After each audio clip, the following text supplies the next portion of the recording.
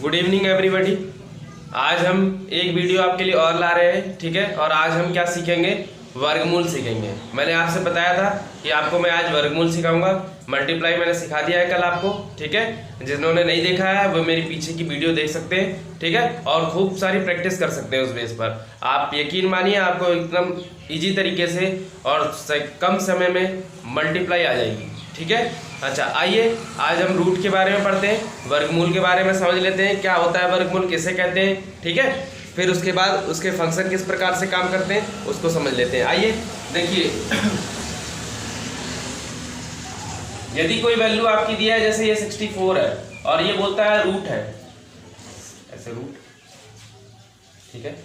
इस रूट का क्या मतलब होता है, इस वर्गमूल का मतलब होता है कि घात को आधा करना। क्या, ऐसे घात को आधा करना, यानी घात का आधा ही क्या कहलाता है, रूट कहलाता है। समझ रहे हैं ना। यानी रूट होता है वर्गमूल, उसको हम क्या लिखते हैं, 1/2 लिखते हैं, ठीक है।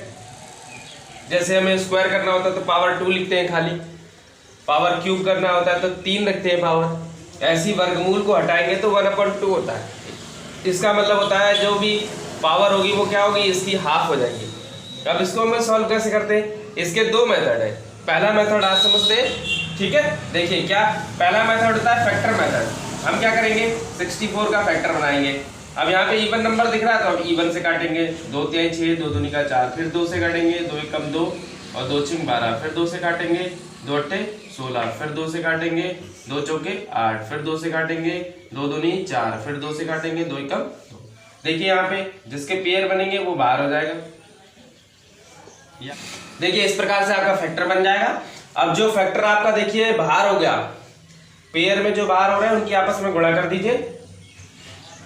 तो 2 दूनी का 4, 4 दूनी का 6, यानी 6 है, इसका रूट क्या है, 6 है। और अगर इस मेथड को सॉल्व करोगे तो देखिए इस मेथड को किस प्रकार से करेंगे, ये जितने भी आपके फैक्टर बने इसको आप लिख लो, 1 2 3 4 5 6 आए 2 के फैक्टर, तो 2 के फैक्टर 6 बना लो और पूरे पावर 1/2 कर लो। अब आपको पता है 2 को इससे डिवाइड करेंगे 3 बार में कट जाएगा, ठीक है। तो 2 की पावर 3 का मतलब क्या होता है, 2 को 3 बार रखना और 3 बार गुणा करके यानी 6 आ जाएगा। समझ गए। तो ये एक मेथड है जो कि हाई स्कूल में किया गया है, हाई स्कूल में कई बार आ रखा है, ये पेपरों में आता है, ठीक है। ये मेथड है। तो हम यह क्या करते हैं, इसमें वर्गमूल इस प्रकार से हम कैलकुलेट करेंगे। क्लियर है। आइए कुछ और एग्जाम्पल के साथ समझ लेते हैं। जैसे मैंने आपसे कहा 144 है, इसका आपका रूट निकालना है। क्या करेंगे, 144 का क्या करेंगे, आप फैक्टर बनाएंगे।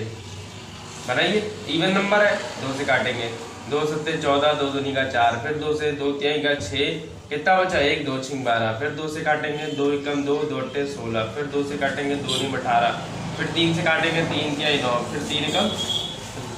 अब क्या करना है, यहाँ पेयर बनाना है। जिसके जिसके पेयर बनेंगे वो बाहर, यहाँ से 2 बार, यहाँ से 2 बार, यहाँ से 3 बार, क्या हो जाएगा ये देखिए, 2 गुणे 2 गुणे 3, 2 दूनी का 4, 4 तिहाई 12, तो कितना आ जाएगा 12, यानी कि इसका रूट कितना होगा, 12 होगा।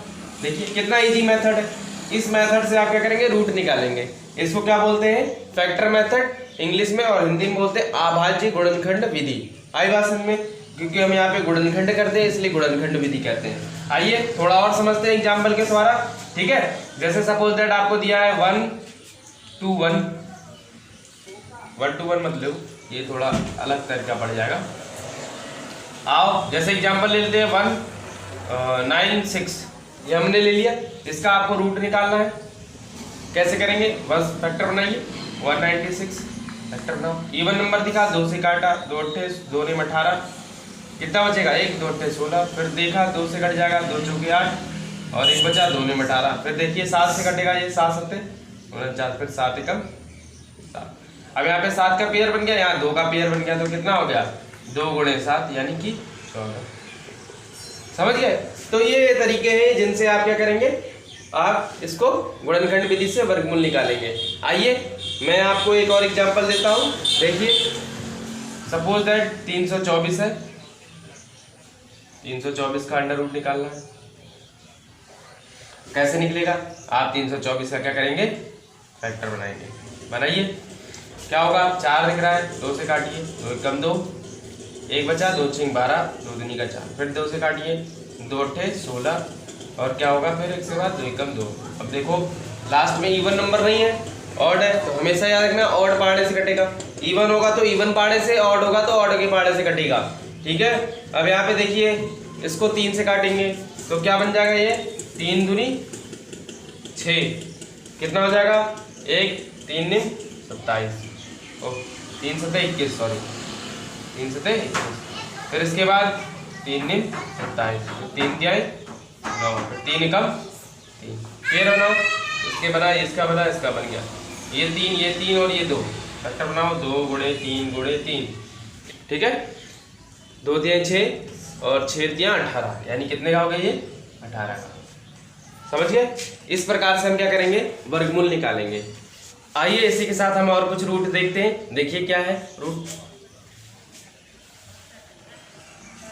2 5 6, इसका रूट निकालना है आपको। ठीक है,